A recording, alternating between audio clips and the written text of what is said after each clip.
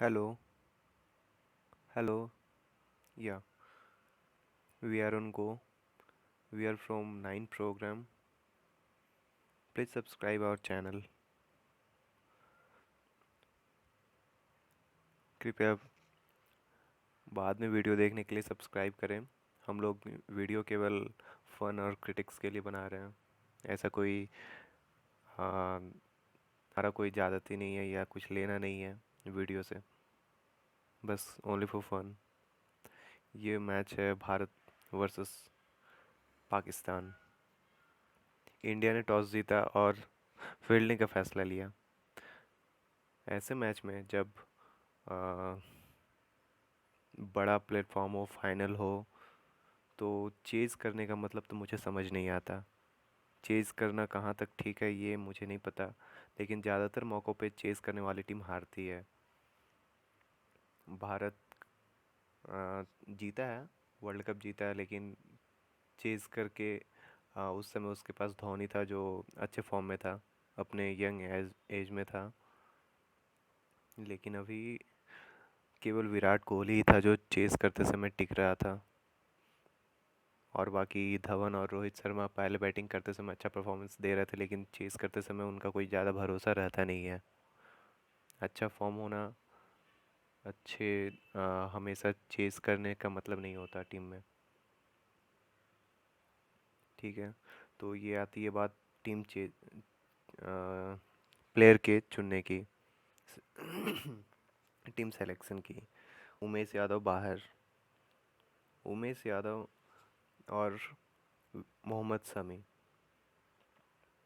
उमेश यादव और शमी दोनों ऐसे गेंदबाज थे जिन्होंने टेस्ट में अच्छा प्रदर्शन किया था, लेकिन चैंपियंस ट्रॉफी में आकर उन्हें मौका नहीं मिला। मोहम्मद शमी मान लो थोड़े दिन के लिए चोटिल था, जबकि उमेश यादव अच्छे फॉर्म में था। एक मैच में ज़्यादा पिटाई हुई, इसका मतलब ये नहीं कि फॉर्म ख़राब हो गई।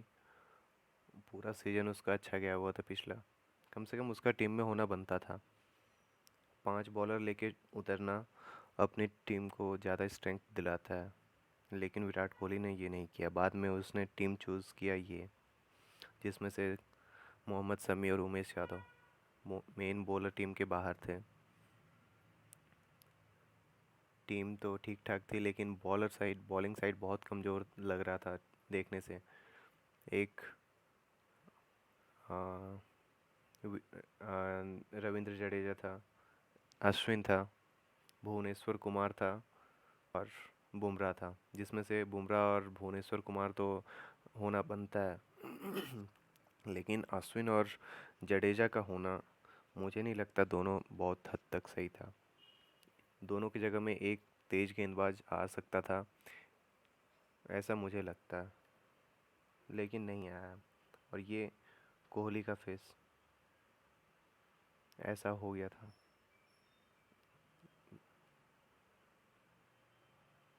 सॉरी, ये काम नहीं करा। हाँ, ये ऐसा फेस था टीम सिलेक्शन से पहले और मैच हारने के बाद ऐसा।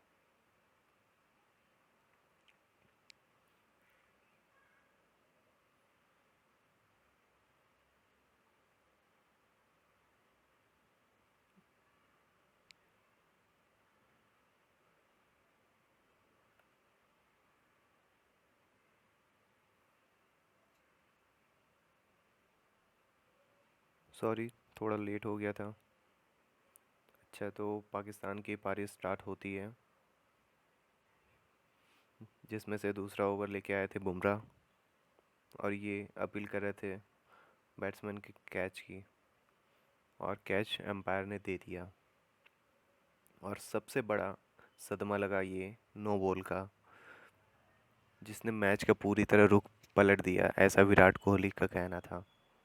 बुमराह के नो बॉल ने पूरे मैच को, या बुमराह की छोटी सी गलती ने पूरे मैच को बदल के रख दिया। विराट कोहली इससे उबर नहीं पाए, पूरे मैच तक मुंह लटका कर खड़े रहे। ये नो बॉल रहा। बुमराह को फिर से बॉलिंग करना पड़ा, और उस ओवर से लेके उसके लास्ट के ओवर तक उसका रन रेट इकोनॉमी 7 से ऊपर था।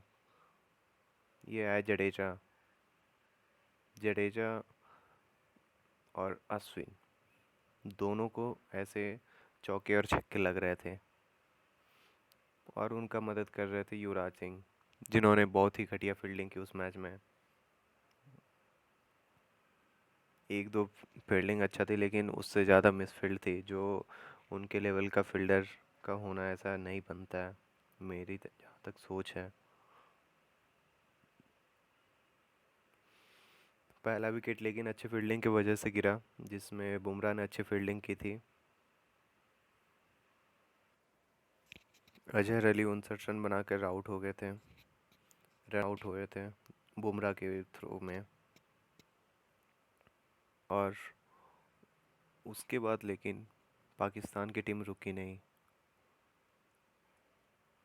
उसके बाद उनके ओपनर लेफ्ट हैंडेड ने पूरे मैच का रुख पलट के रख दिया, ज़बरदस्त शतक बनाया। ये उसकी हाफ सेंचुरी की फ़ोटो रही।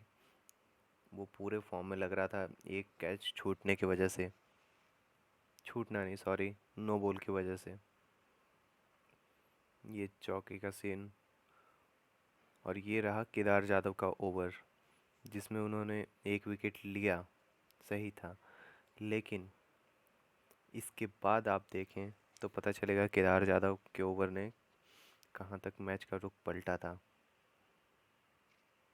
ये केदार जाधव तीसरे ओवर में, इस ओवर में उन्होंने 16 रन दिए, 16 रन दिए एक ओवर में। बाकी 2 ओवर में उनका था 11 रन।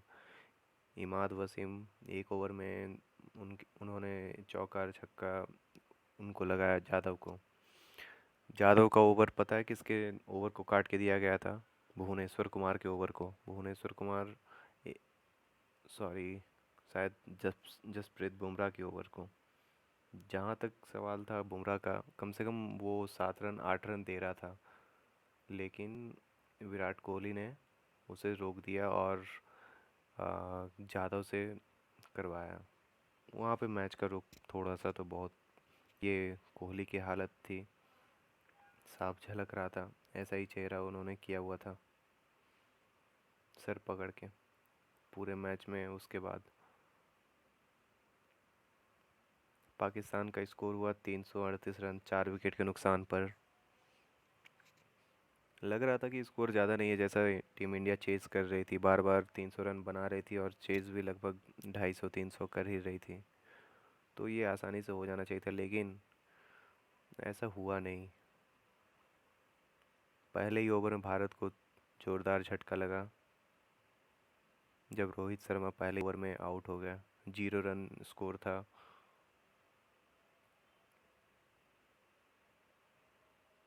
मोहम्मद आमिर उस दिन अलग ही रूप में नज़र आ रहे थे।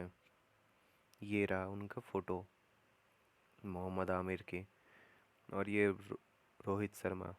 फाइनल में ओपनिंग जोड़ी का चलना बहुत ही महत्वपूर्ण होता है, नहीं होता है तो टीम ऐसे ही प्रेशर में आ जाती है। और आमिर उस दिन अलग ही मूड में था।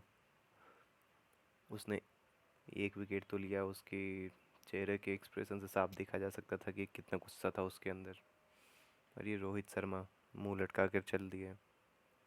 लग रहा था कि सबसे ज़्यादा निराश वही होंगे, लेकिन उनके फ़ैन उनसे ज़्यादा निराश थे। उसके बाद आए कोहली।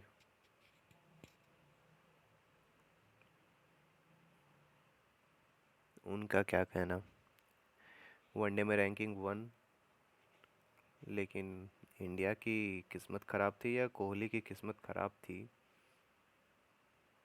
ये वही जाने। नंबर 1 बल्लेबाज मोहम्मद आमिर के सामने परेशान हुआ।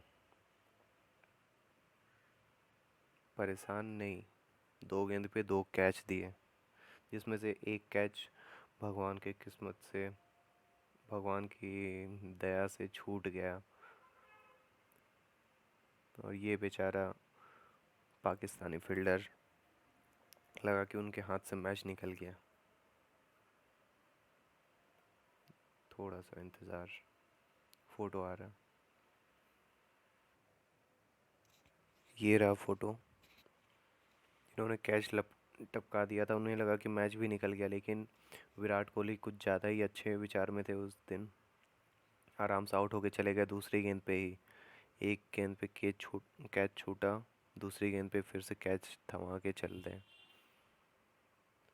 ये उसके बाद युवराज सिंह का नंबर था, जो लंबे समय से संघर्ष कर रहे थे, पता नहीं उन्हें तेज खेलना था या विकेट पे टिकना था, ये वही जाने, लेकिन वो भी चल नहीं पाए उस दिन। उसके वो क्रीज में थे तब तक शिखर धवन भी आउट होके चले गए। मोहम्मद आमिर फिर से 3 विकेट, तीनों मोहम्मद आमिर के थे। उसके बाद धोनी जी का नंबर आया। धोनी लंबे समय से खेले नहीं थे नीचे। एक मैच में मौका मिला तो उन्होंने अच्छे से हाफ सेंचुरी लगाई थी, लेकिन उस मैच में ज़्यादा नहीं कर पाए। ये था युवराज। इसके बाद वेट प्लीज़, हाँ ये युवराज। ये गेंद थी जब एलबीडब्ल्यू की अपील हुई थी। बॉलर को लगा कि बॉलर को लगा कि गेंद विकेट पे जा रही थी, तो उन्होंने डीआरएस का यूज़ किया और डीआरएस से युवराज आउट थे, वो दे दिए गए आउट। इसके बाद इंडिया की हालत खस्ता हो गई थी। 54 पे 4 विकेट गिर चुके थे। ऐसे में था कि कुछ विकेट पे रहा जाता, लेकिन उस दिन कुछ काम नहीं आ रहा था। युवराज आउट हुए। उसके बाद केदार जाधव आए। केदार जाधव और धोनी को अच्छे से टिक के खेलना चाहिए था, लेकिन दोनों ही नहीं कर पाए। पहले धोनी आउट हुए, उसके बाद केदार जाधव।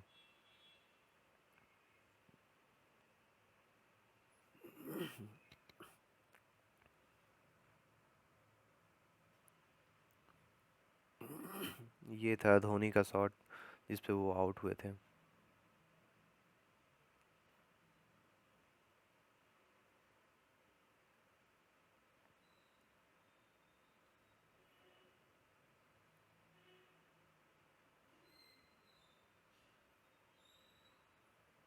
उनके बाद आए रविंद्र जडेजा। हाँ, हार्दिक पांड्या भी आ चुके थे क्रीज पे, जिन्होंने मैच का रुख थोड़ा सा अपने बदौलत पलटने की कोशिश की थी, लेकिन पलट नहीं पाए दुर्भाग्य से। वो रन आउट हो गया, और किसकी वजह से? जडेजा। जडेजा पता नहीं कहाँ देख रहे थे, ये तो वही जाने।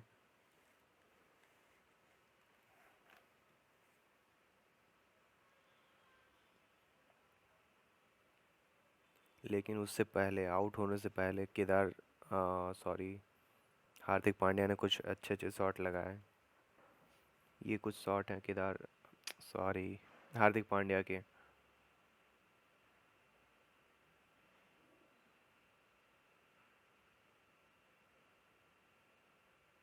और उन्होंने भारत का स्कोर 150 रन के ऊपर पहुंचाया। बहुत ज़बरदस्त तरीके से बैटिंग की। एक समय लग रहा था कि कहीं 300 रन भी ना बना दे पूरी टीम इंडिया, लेकिन ऐसा हुआ नहीं। कम से कम उन्होंने अपना हाफ सेंचुरी पूरा किया।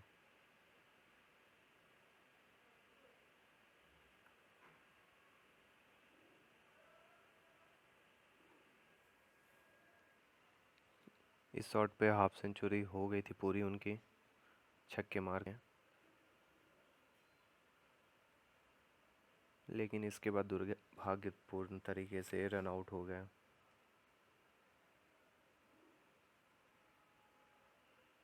ये जडेजा ने मारा था, और ये एक ही तरफ रह गए दोनों। जडेजा ने दौड़ने की इजाज़त नहीं ली शायद अपने तरीके से, और ये रन आउट हो गए। उसके बाद सबसे बड़े हीरो मैच के यही थे, हार्दिक पांड्या, जिन्होंने पहले मैच में भी पाकिस्तान के खिलाफ 3 बॉल पे 3 छक्के लगाए थे। इस मैच में भी लास्ट में 3 बॉल पे 3 छक्के लगाए। कम से कम मनोरंजन का साधन दिया। 43 बॉल में 76 रन बहुत होता है ऐसे मैच में।